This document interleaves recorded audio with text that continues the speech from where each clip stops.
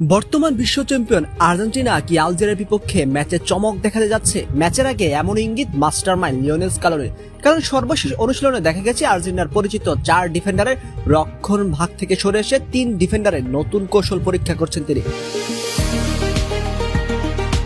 সাধারণত স্কালোনির দল 4-3-3 বা 4-4-2 ফরমেশন খেলতে অভ্যস্ত, কিন্তু এবার অনুশীলনে দেখা গেছে ব্যাক 3। আর্জেন্টাইন সাংবাদিক মেক্সিমিলিয়ানো গ্রিওর তথ্য অনুযায়ী শনিবারের ট্রেনিং সেশনে এই নতুন পরিকল্পনা নিয়ে কাজ করছে দল।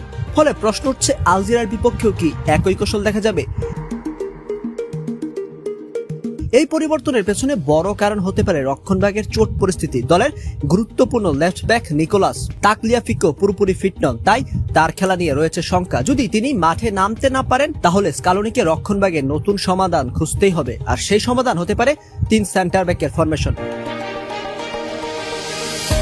সম্ভাব্য একাদশের দিকে তাকালে দেখা যায় গোল পোস্টেই থাকবেন এমিলিনো মার্টিনেজ, 3 ডিফেন্ডারের লাইনে থাকতে পারেন লিসার্দো মার্টিনেজ, নিকোলাস ওতামেন্দি ও ক্রিস্টিয়ানো রোমেরো।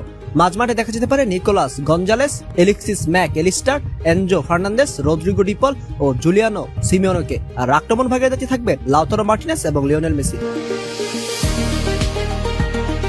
তো সবচেয়ে বড় প্রশ্ন একটা, এই নতুন কৌশল কি আর্জেন্টিনাকে আরো শক্তিশালী করে তুলবে, নাকি আলজেরিয়ার বিপক্ষে অপ্রয়োজনীয় ঝুঁকি হয়ে দাঁড়াবে? 3 ডিফেন্ডারের ফরমেশন ব্যবহার করলে আক্রমণে বেশি খেলোয়াড় ওঠার সুযোগ তৈরি হয়, আবারও রক্ষণভাগ সামান্য ভুলও বিপদ ডেকে আনতে পারে।